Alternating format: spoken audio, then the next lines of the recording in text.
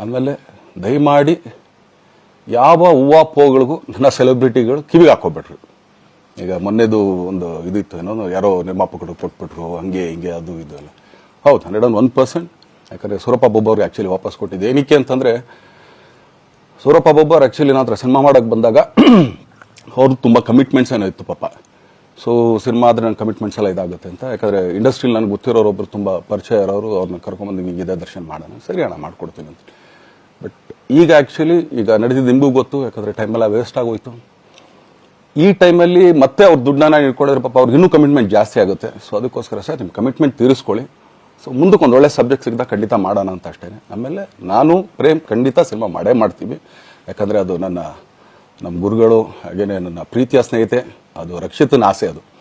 So ಇಲ್ಲ ಮಾಡೇ ಮಾಡೋಣ. ಸೊ ಬಟ್ ಒಂದೇನಂದರೆ KVN ಪ್ರೊಡಕ್ಷನ್ಸ್ ಅವರು ಪ್ರೊಡಕ್ಷನ್ ಮಾಡ್ತಾ ಇದ್ದಾರೆ. ಸೊ ಪ್ರೊಡಕ್ಷನ್ ನಡೀತಾ ಇರ್ಬೇಕಾದ್ರೆ ಪುನಃ ಇನ್ನೊಂದು ಪ್ರೊಡಕ್ಷನ್ ಅಂದಾಗ, ಯಾಕಂದರೆ ನನ್ನ ಒಂದು ಅನಿಸಿಕೆ ಅಂತಂದರೆ, ಯಾವ ನಿರ್ಮಾಪಕ ಆ್ಯಕ್ಚುಲಿ ಈಗ ಯಾವುದು ಪ್ರೊಡಕ್ಷನ್ ಇಲ್ದೇನೆ ಸುಮ್ಮನೆ ಇದ್ರೆ ಅಂಥವ್ರ ಜೊತೆ ಕೆಲಸ ಮಾಡಿದ್ರೆ, ಯಾಕಂದರೆ ಪ್ರೊಡಕ್ಷನ್ ನಿಮಗೂ ತುಂಬ ಚೆನ್ನಾಗಿ ಗೊತ್ತಿವಾಗ ನಡೀತಾ ಇರೋ ಒಂದು ಇದರಲ್ಲಿ ಒಬ್ಬ ನಿರ್ಮಾಪಕ ಇವತ್ತು ಅಡ್ವಾನ್ಸ್ ಕೊಟ್ಟೋದ್ರಿಂದ ಹಿಡಿದು ರಿಲೀಸ್ ಆಗೋ ತನಕ ಆತನ ಕೆಲಸ ತುಂಬ ಇದೆ. ಬರೀ ದುಡ್ಡೊಂದು ಹೊಂಚೋದೇ ಅಲ್ಲ, ಸೊ ಎಲ್ಲ ಇದರಲ್ಲೂ ಕೂಡ.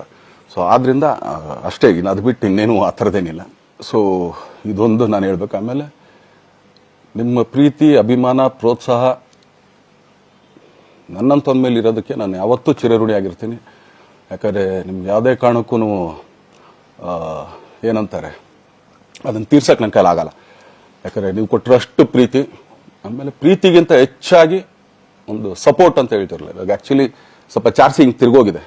ಬಟ್ ಆದರೂ ಇವತ್ತು ಹಿಂಗೆ ನಿಂತ್ಕೊಳ್ಳೋಕ್ಕೆ ಹಿಂಗೆ ಸಪೋರ್ಟ್ ಕೊಡ್ತಾ ಇದ್ದಾರಲ್ಲ, ಸೊ ಅದಕ್ಕೆ ನಾನಾಗಲಿ ನನ್ನನ್ನು ನಂಬ್ಕೊಡೋರು ಎಲ್ಲರೂ ಕೂಡ ನಿಮ್ಗಳಿಗೆ ಚಿರಋಣಿ ಅಂತ ಹೇಳಕ್ಕೆ ಇಷ್ಟಪಡ್ತೀನಿ. ಆಮೇಲೆ